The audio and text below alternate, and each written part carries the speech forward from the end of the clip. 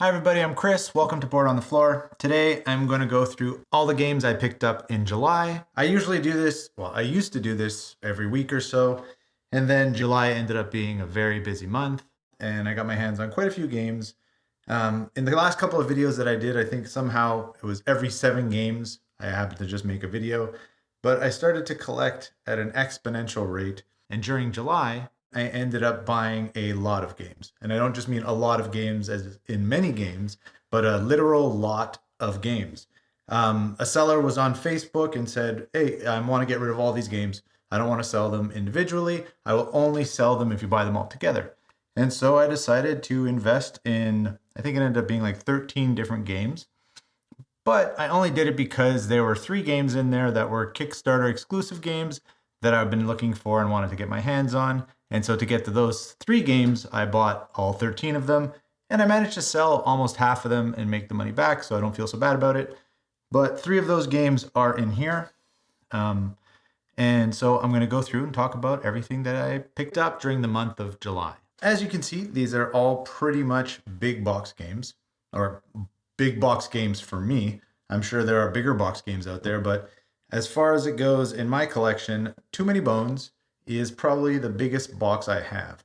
Though Solomon Kane, because it came in 2 boxes, ends up being bigger in total, but the box itself, I just find like Too Many Bones is just too big for my shelf. It sticks out in every direction. Probably the only way that it'll fit is if I just stand it up and like place it against the wall.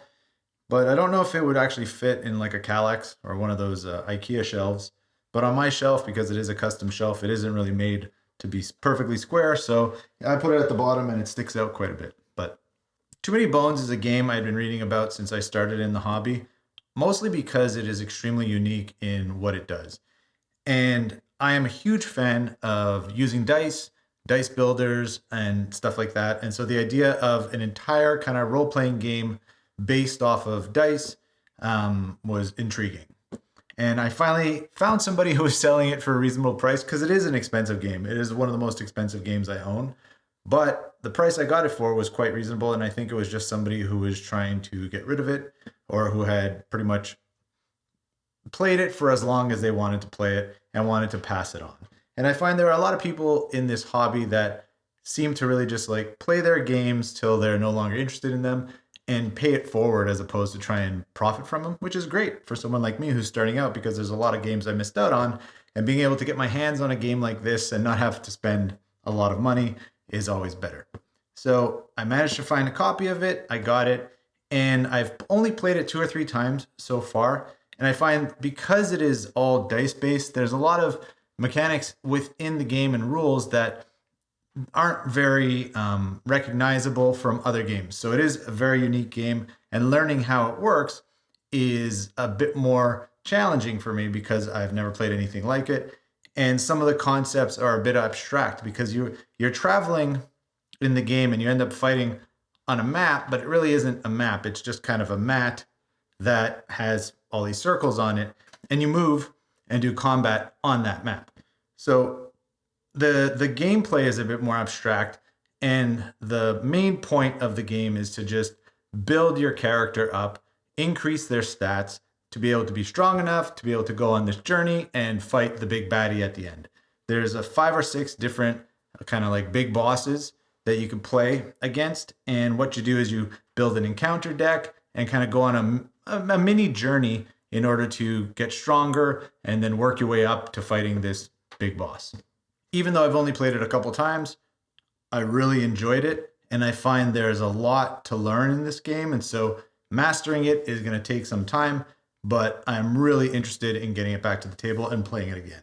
So that is Too Many Bones. I feel like because these are all really big games, I'm not even sure if my table can support it.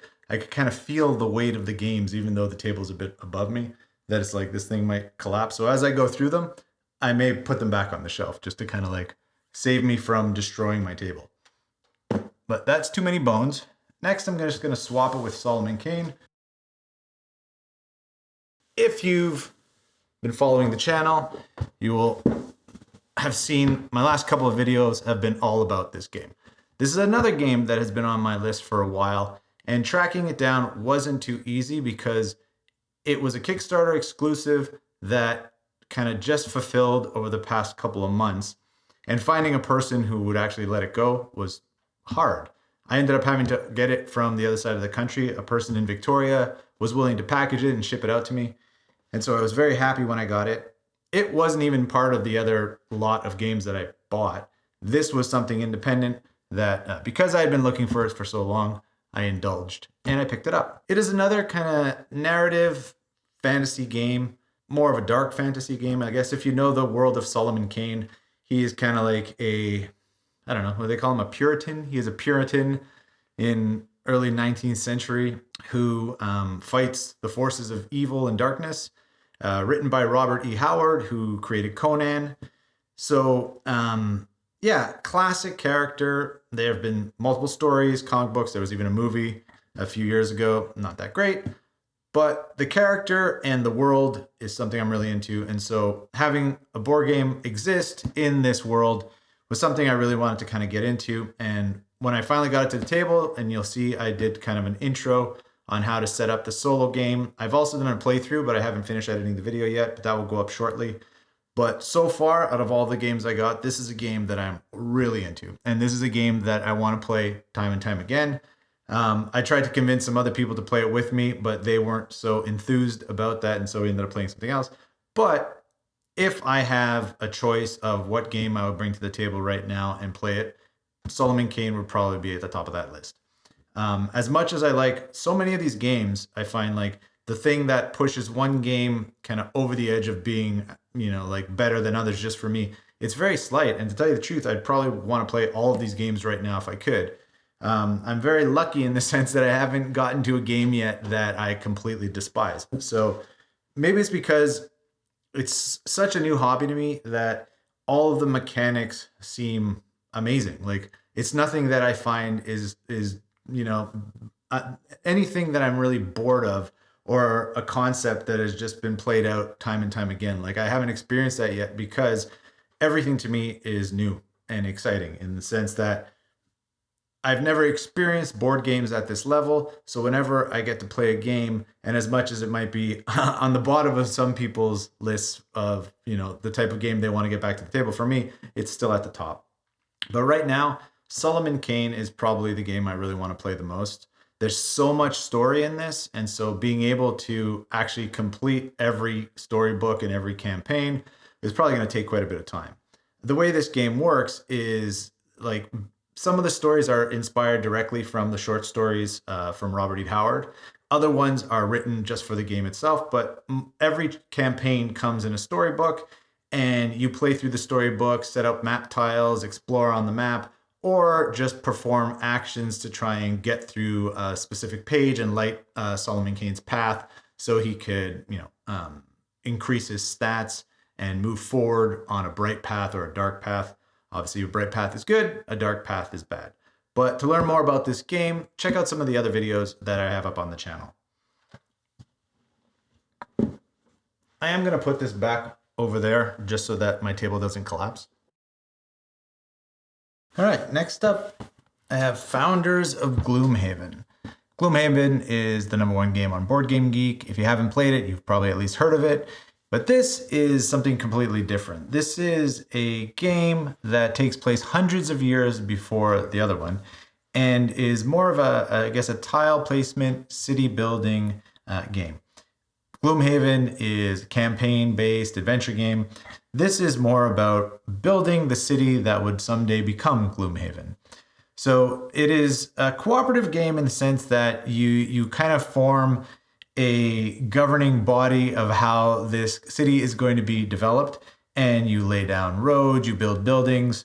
You try to raise your own popularity so that your vote counts for more than other people's.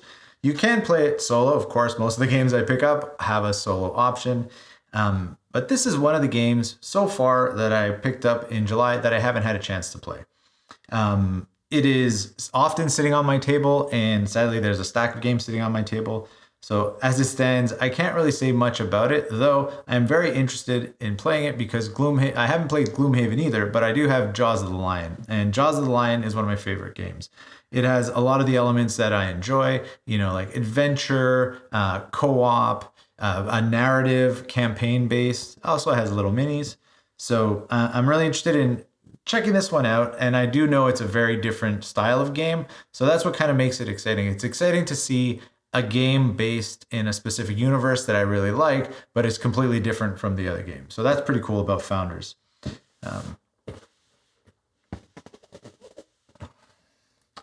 And here, this is Etherfields. Now, this is one of the games that I picked up in that lot of games. It was one of the ones I was trying to get. And so when I saw the list that the guy had put up and all the games he had, you know, the 2 or 3 that really interest me made it so that I had to invest in the whole lot to get the 3 that I really wanted. And Etherfields is a Kickstarter game that is another kind of narrative-based game. It's really about the world that this game takes place in that I found very interesting.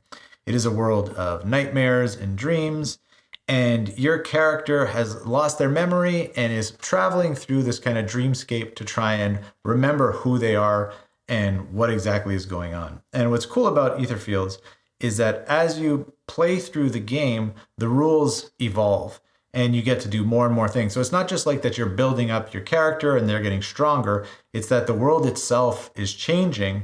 And because of the fact that the world is changing, things you get to do change. And I think that's how you really are going to move forward through this story and uncover more and more things. I have just touched the tip of the iceberg of this game. So I've really only played a few of the scenarios. And I found it really interesting. And I found it was very straightforward, but a few elements felt complicated for no reason. And the game board itself is not the best designed for all of the different components that have to be laid out at the same time. My table wasn't big enough to keep it facing me, so I had to put it sideways. But because many of the elements sit a bit further away from one another, and you really got to pay attention to some of the map tiles because you are traveling over a map and uncovering different areas there. And there are elements on the map tile that you have to notice and pay attention to. So being able to kind of see it on the board was a bit challenging. And I've actually seen some other people who have made some videos. They just remove the board and play it on the table itself, because once you understand where these things need to be placed, the board itself is really just a guide of where to place your map tiles, where to place your cards. And the only thing that's really on there that gets used is there's kind of like a countdown for hours. But that can easily be set up in a different way if you wanted it to. But Etherfields, Kickstarter exclusive. I don't know if it's ever going to come to retail or not, but what I do know is there's even a second wave box that's supposed to be coming that I haven't received yet. And the person I bought this off of was just going to send it to me as soon as it arrives. So there's even more content coming, and I'm not too sure if it's just going to be kind of like an additional campaign, additional characters, or what. But something else is coming for this game soon, hopefully. And here we have Red Rising. Now, Red Rising was a game I was curious about, and there's 2 versions of it that are out there now in retail. There's actually the retail and the collector's edition. And what's cool about Stonemaier Games is they don't really kickstart their stuff anymore, but they do release these 2 different versions. So if you are interested in the more deluxe components, you spend a bit more money and you could get it. You could easily get it. Most stores have both versions available. There was someone who was selling this used, and they were actually selling it at a price that was cheaper than the retail version. So I was really excited to kind of rush over and get it before anyone else, and I did. And what's cool about the collector's edition of this is that the components really do add some, I don't want to say it adds weight to the game because the game is the game. But when you're playing with components that have a bit more, like weight to them or texture to them, I think it really does help you create the world that the game is based in and really engage you more. And so if I can get my hands on those deluxe components or those collector's versions of the board games, I usually try to do it. Now, I'm not always willing to spend the amount of money it takes, especially if it's just like a few elements are different or it comes with a dice tray or something that I don't care too much about. But obviously, I'm really into minis. I'm really into the different kind of material used sometimes for components. And this game kind of had that in the collector's edition, so I was glad I was able to get my hands on it. But the game itself is very straightforward. It is a card game, kind of like a hand management game, meaning that you collect cards and in your hand, depending on which cards you pair up, they have different values. So I guess kind of like with poker, but with this, it's based in a world, the Red Rising world, which is inspired by a series of books by Pierce Brown. Now, I haven't read any of the books. I don't really know anything about it, but I do know about the game, and I guess the game is introducing me to this universe, and possibly down the road, I might actually pick up one of the books to kind of get further into it, to understand who the characters are and their relationships, because that's what this game is about. It's about the relationships between the characters. So you have different classes of characters, and depending on how you pair them up in your hand, you get more points. And you build up to the end of the game, where of course the amount of points you've collected in your hand will determine whether or not you win. Now, there's two very basic actions in this game. You either deploy a card, you put it into a certain column, or scouting, which is just flipping one of the cards and then placing it in one of the columns. And you just keep doing that until you've pretty much managed to get a hand that you want to keep and that you think will have the best pairing for the end of the game. Even though it's a simple game, I find the complexity for this one is actually understanding the relationships between the cards, maybe even understanding the relationships between the characters in the story or the different classes and how they seem to exist or coexist in this universe.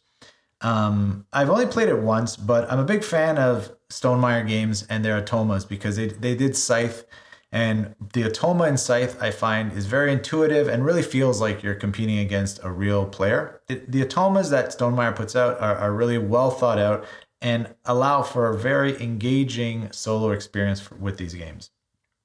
So this is actually one of the games that I kind of want to try it with a few more people because I think it would be a lot more interesting.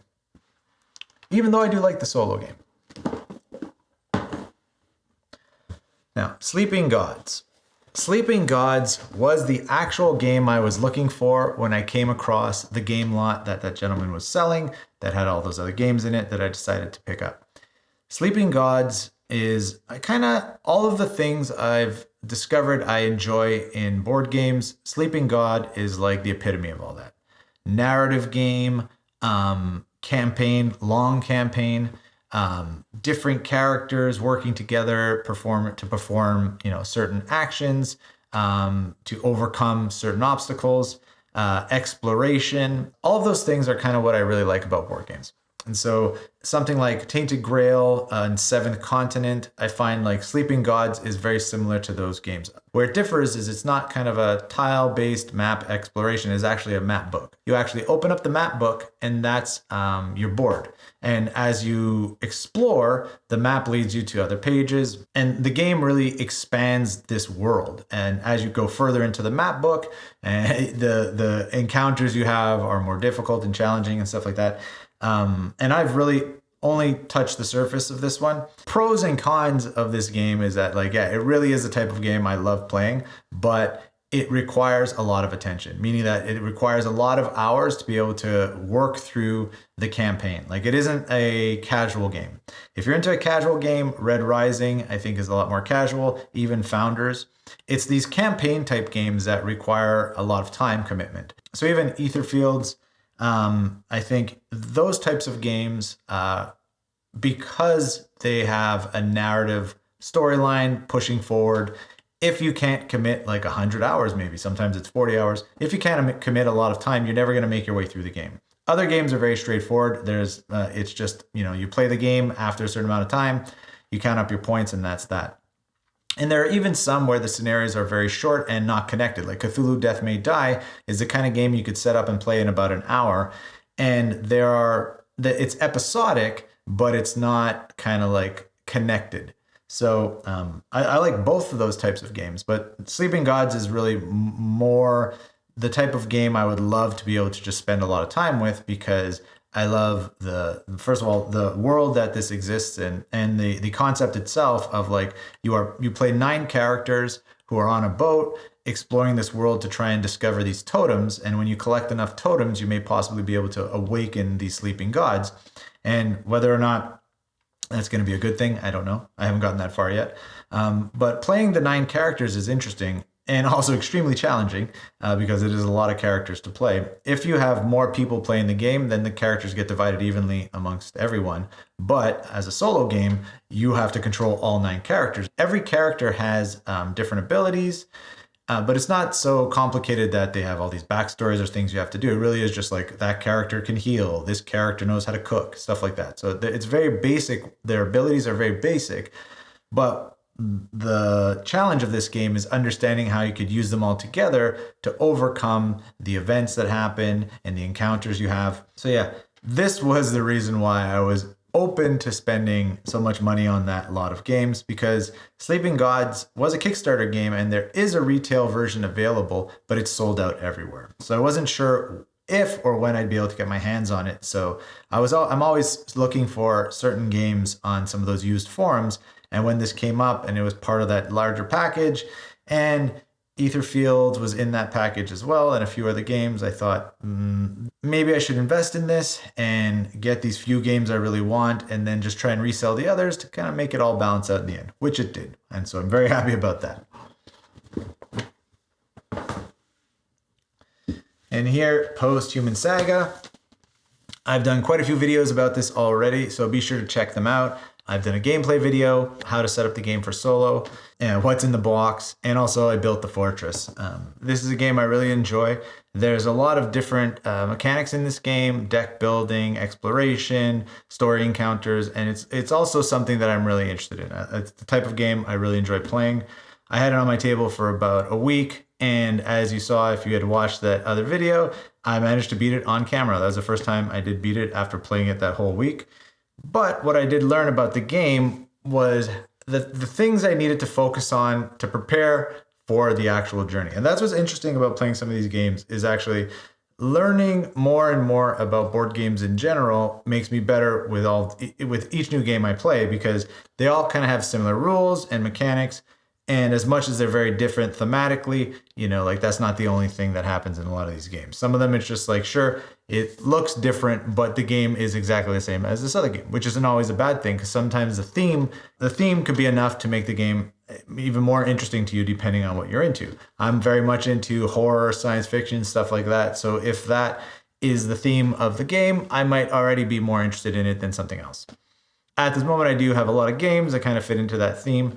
So maybe I will start to diverge from it at some point. But for now, these are the types of games I'm really enjoying. And Posthuman Saga is one of them.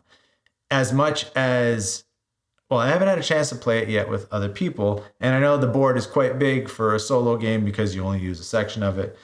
There's a lot going on with this game that kind of ticks all the boxes for me right now. So yeah, I'm just going to put this one back over here to kind of spread out some of the weight on this table. And for our last game, this is Zombicide Black Plague. Now, this was also one of the games I got in the lot, and it also came with Green Horde and Wolfburg, I think it's called. Not too sure that I'll ever be able to get through all of this, because just in this box, there's a lot of game.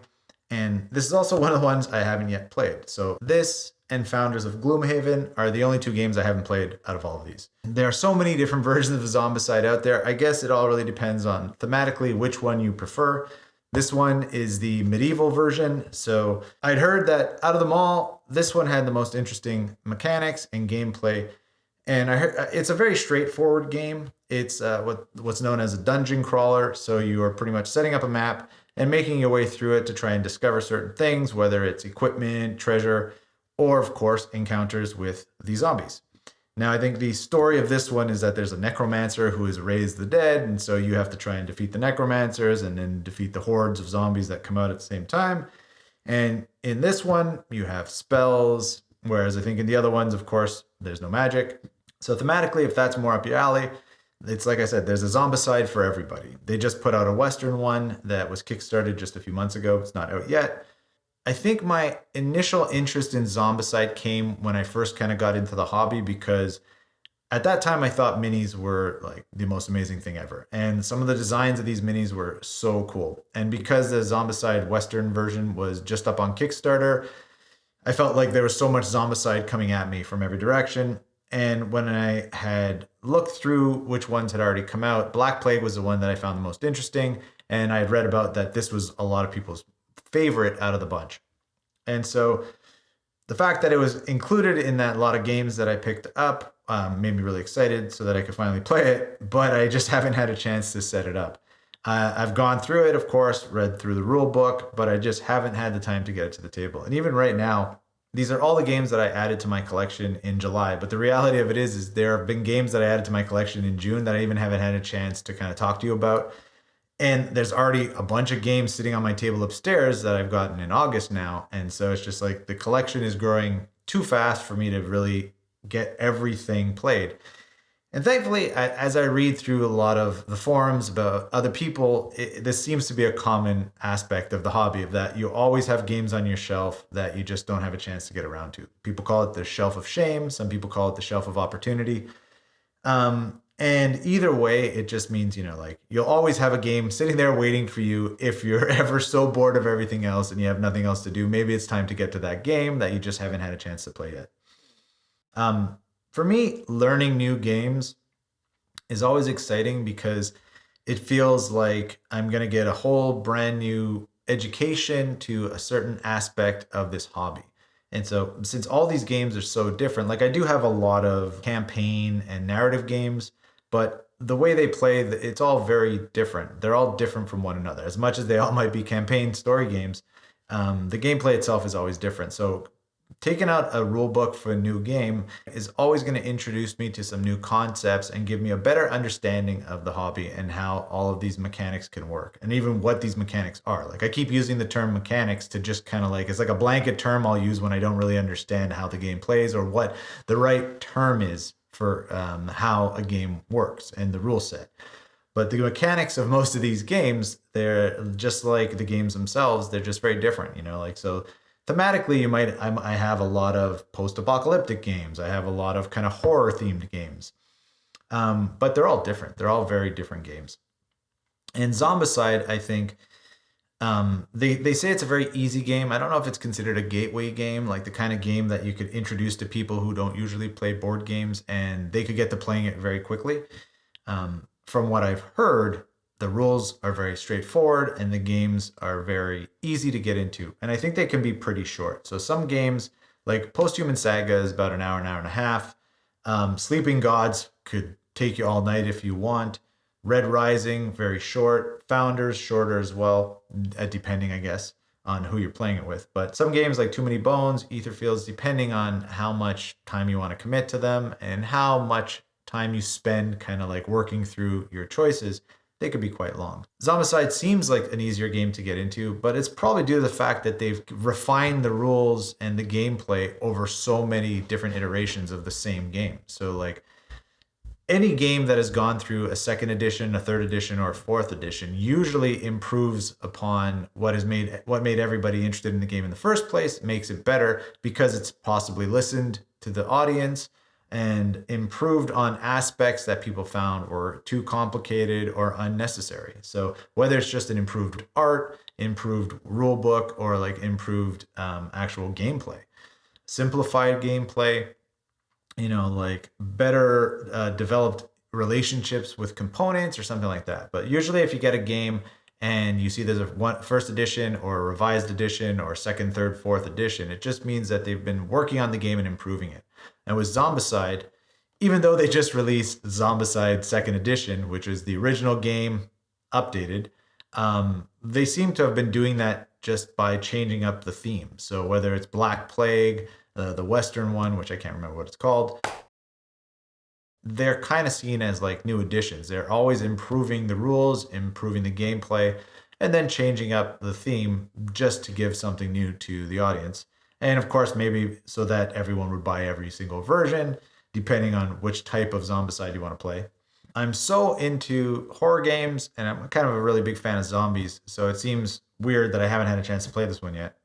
But it is, I'll say it's next on my list, but it honestly isn't. There's too many other games that are on my list. It's on the list of games that I want to play at some point.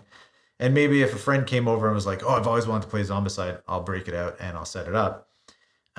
But at some point, I will have to play Zombicide, and then I'll be able to give you my full feedback on what I think of it. It has so many elements of games that I like. Obviously, evolving your character, dungeon crawling. I love exploration games and I love horror games. I love fighting monsters and I love minis. So this is also a game too that has like, I don't know what it is. It's probably not 100 minis, but there's a lot of minis in this box. And you know how I feel about minis, that if I don't have a chance to paint them, I won't enjoy the game as much. So if I do get around to spending a lot more time painting, there's Zombicide that's going to give me a lot of things to paint. There's a few minis in Posthuman Saga. Thankfully, Too Many Bones, no minis. Sleeping Gods, no minis. Red Rising, Founders, no minis. But Etherfields and Solomon Kane, so many minis. And I think I'm still working on Cthulhu Death May Die. I've only made it like halfway through painting those ones. At some point, though, if I keep collecting, I'll always get new games. I'll always have new minis. So I'm sure I will never ever catch up and have everything painted for every game I own. But like here's the thinking that at one point I will have, reached that balance of like, I have all the games that I want and I've painted all the minis in those games so I could just enjoy them and not get stressed out setting up a game and seeing a gray mini on the table. We all have dreams. I'm not too sure if that's one of my dreams, but maybe let's say it is, so that I could just feel a lot more confident and comfortable playing all the games I own.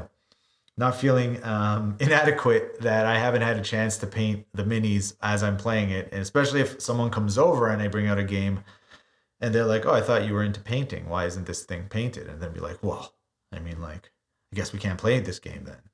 And I'll just be like, I don't know, let's play Bloodborne because I've painted all of those ones. So it's like, it's my best game. It might not be up their alley, but because I painted it, I want to show it off. So that might be the game I suggest.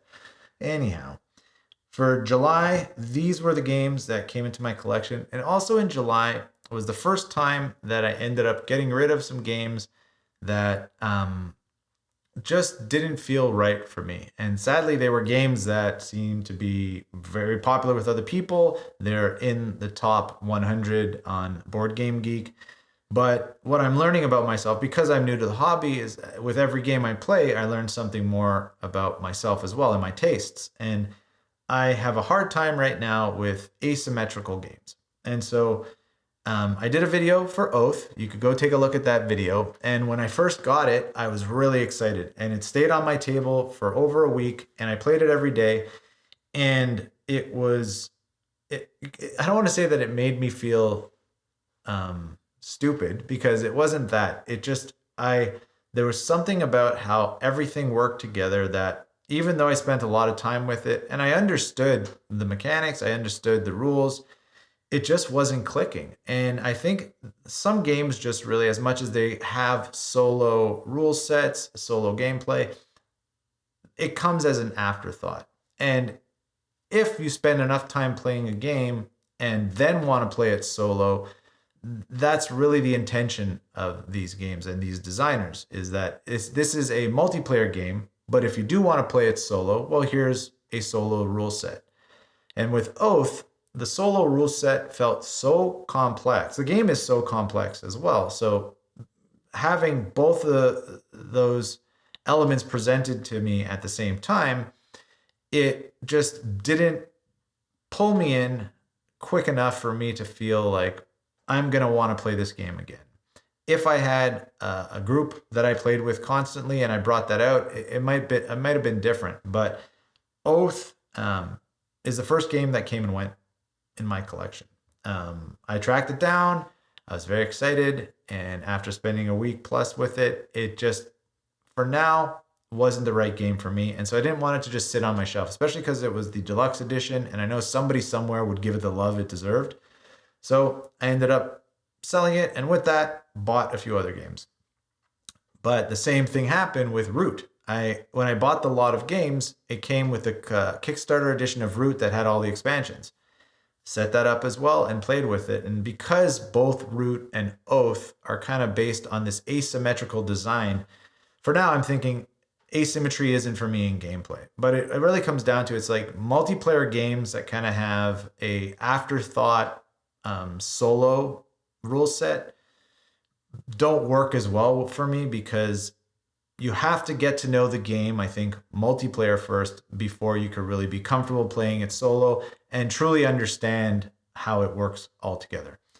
So Oath and Root were the first games that kind of came into my collection that really were fails for me. They're not fails as board games because obviously they are some of the most popular games out right now. And Leader Games and Cold World, the amazing publisher, amazing designer. At this point, with my immersion into the hobby, they just really didn't click with me.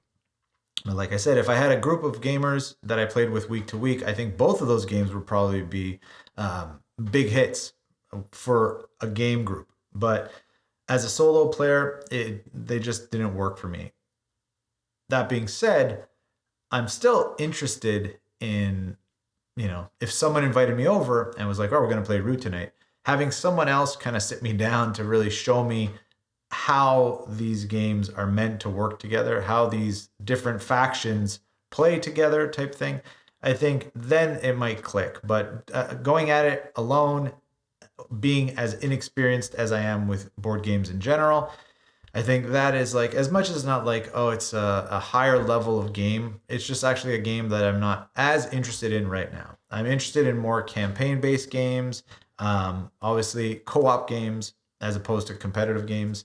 When it comes to competitive games, like Everdell, Scythe, that's like the level I'm at right now. But most of the games I want to play, I kind of want to go on an adventure and just kind of like lose myself in the theme, the setting, the characters, the requirements, whether it's like evolving your character, growing their stats to get stronger and stronger so you could have the harder and harder challenges. Like that seems to be the type of games I'm into right now. And so I don't want to just keep getting games like that. And I'm not going to, shy away from trying to get my hands on another asymmetrical type competitive game. But as it stands, yeah, the first two games that kind of came and went happened to be both designed and published by the same people. So that's pretty much what's been going on with my collection over July. A lot of games came in, few games went out. The games I'm spending the most time with right now are Sleeping Gods and Too Many Bones, and I guess Solomon Kane. I spent a lot of time playing Solomon Kane over the last couple of weeks. So I do have a full gameplay video coming out of Solomon Kane. That's something to look forward to. And then over the next few weeks, I'm going to start putting up a couple interviews I've done. So interviews with other board gamers, developers, designers, publishers, people who are involved in the hobby. So that's something new that's going to be coming to the channel in the next little while. So be sure to check back for that. If you have any questions, please feel free to leave them in the comments below. For now, I'm just going to say goodbye. Thanks for hanging out, and I'll see you next time. Take it easy.